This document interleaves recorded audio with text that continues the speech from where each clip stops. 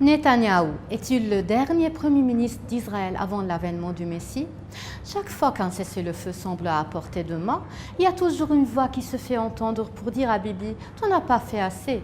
Ce n'est pas Ben Gvir ou Smotrich, mais quelqu'un d'autre. Le rabbin Menachem Mendel Schneerson, le 7e rebbe de Lubavitch. Personne n'a été nommé à sa place depuis sa mort en 1994 parce que certains pensent qu'il va revenir comme le Mashiach. Le rebbe a dit à Bibi qu'il serait le dernier roi d'Israël avant la venue du Mashiach lors de leur rencontre en 1984, quand Bibi représentait Israël à la Maison des Ténèbres. The UN, which was very, very unfriendly to Israel at the time, he called it the House of Darkness. Les nations qu'il menaçait juste avant leur reconnaissance à la solution à deux États. המענה לניסיון האחרון לכפות עלינו מדינת טרור בלב ארצנו, המענה הזה יינתן לאחר שובי מארצות הברית.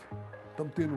Une sorte de nouvel Oslo dont il a réussi à faire capoter le premier accord sans que l'Occident s'en rend vraiment compte.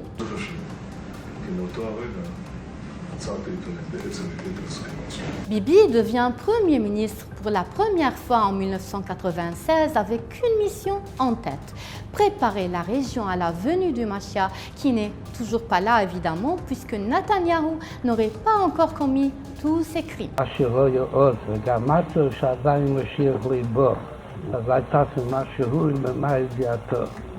Il repense souvent à cette rencontre. He says, "Go to the Rebbe now." The soldier giving the commander the orders. Life has its reverses. Karen Armstrong a dit qu'un mythe n'a pas besoin d'être vrai pour influencer les gens. On s'en souvient dans les moments clés pour tracer une direction. Bibi, c'est un homme de mythe. Et ça lui donne une sorte de légitimité religieuse prétendue à ce qu'il fait. Cela dit, il se retrouve impuissant face à la malédiction de la 8e décennie qu'il a décidé de défier en 2017 lorsqu'il a souligné que le royaume hasmonéen n'avait survécu qu'environ 80 ans et qu'il travaillait pour qu'Israël dépasse ce cap et atteigne le centenaire.